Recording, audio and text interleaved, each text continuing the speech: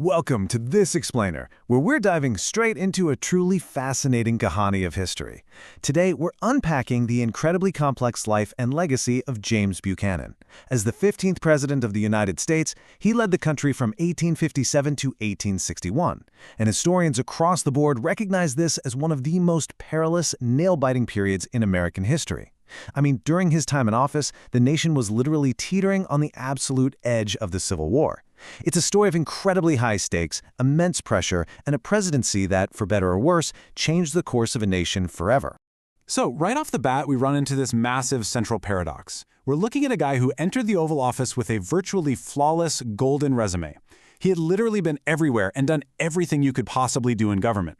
Yet despite all of that unparalleled experience, he ended up becoming one of the most heavily criticized leaders in American history. So you've got to ask yourself, how does someone with that much political know-how totally fail to stop a nation from tearing itself apart? Well, that is exactly what we're going to figure out today. Chapter 1. America's 15th President, The Paradox of Experience. To understand the man, we have to go back to the beginning. Born on April 23, 1791, in a small Pennsylvania town, Buchanan was known as a highly intelligent kid right from the start. He quickly graduated from Dickinson College and went on to build a really successful career as a lawyer. In just a few short years, his legal practice was booming, and that essentially paved the way for his entry into the messy, complex world of politics. Chapter 2. Ek Shandar Rajnitik Safar, a golden political journey. And when we say a golden journey, we mean it. From his youth at Dickinson College to that thriving early law career, he rapidly moved up into the political heavyweights. We're talking serving in both the House of Representatives and the Senate. But he didn't stop there. He stepped right onto the global stage as a diplomat to Russia, and by 1845 he snagged the role of Secretary of State. He had mastered almost every single major government role available. So when the 1856 presidential election rolled around and he defeated the Republican candidate, John C. Fremont, it made total sense. The public looked at this guy and thought, yes, this is exactly the kind of experience we need to hold us together. Chapter 3. Slavery or Arthik Sankat. Slavery and Economic Crisis. Now, to grasp what happened next, you absolutely have to understand the landscape of America at this time. The country was brutally, dangerously divided into two distinct factions. Up in the North, there was strong opposition to the institution of slavery. Meanwhile, down in the South, they were determined to preserve that exact same institution. This was the raw, factual conflict that was actively tearing the nation apart at the seams. And James Buchanan, he was supposed to be the great bridge between these two deeply entrenched sides. But then we hit 1857, the year he took office. And honestly, this proved to be a disastrous turning point. Almost the second he sat down behind the resolute desk, Buchanan was slammed with a highly explosive situation that would basically define his entire term. That situation was the infamous Dred Scott Supreme Court decision.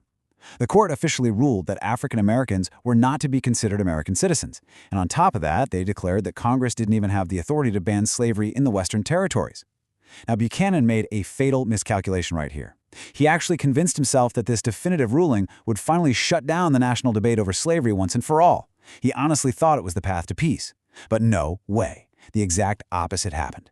The ruling sparked massive outrage in the North and completely emboldened the South. Suddenly, the nation was more divided than ever before.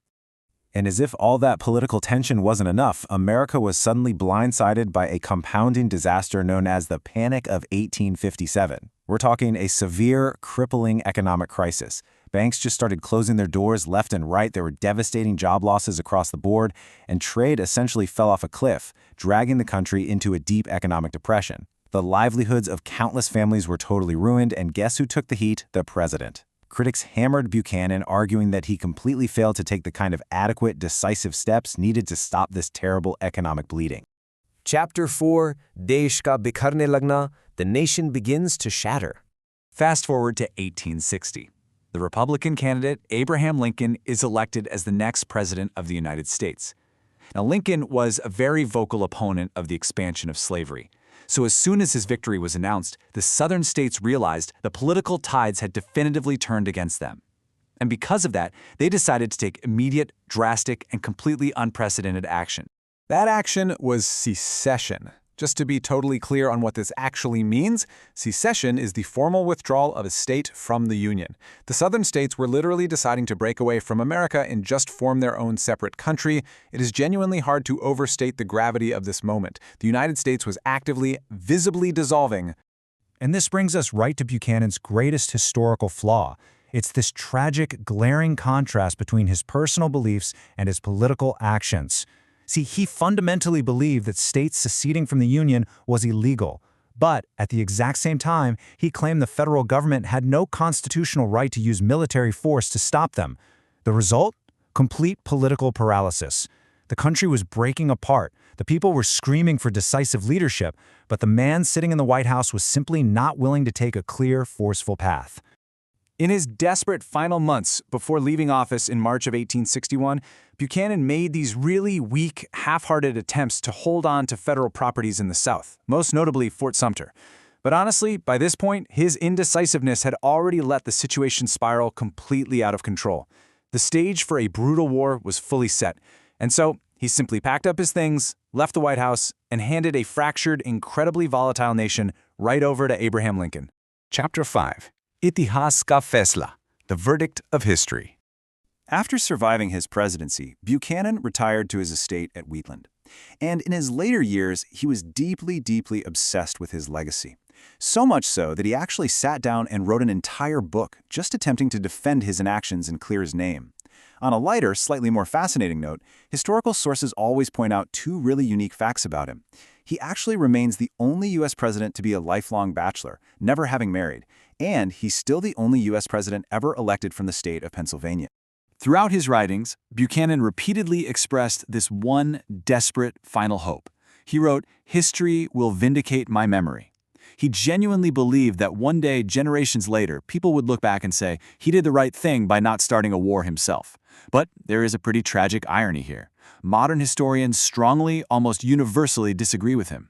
Today, he is consistently ranked right down at the bottom among the least successful presidents in American history, precisely because he failed to act when the country needed him the most. So, we're going to wrap up this Itihas ka Panna with a final provocative thought for you to chew on. Has history been fair to James Buchanan? We're looking at a man who dedicated his entire life to public service, armed with an absolutely unmatched political resume, yet, as we've seen, while some leaders are immortalized for their great successes, others are remembered only for the crises they failed to prevent. I want you to weigh that unparalleled experience of his against his ultimate failure to act when it truly mattered. What's your verdict? Thank you so much for joining me on this explainer. Keep questioning, keep learning, and I'll catch you in the next one.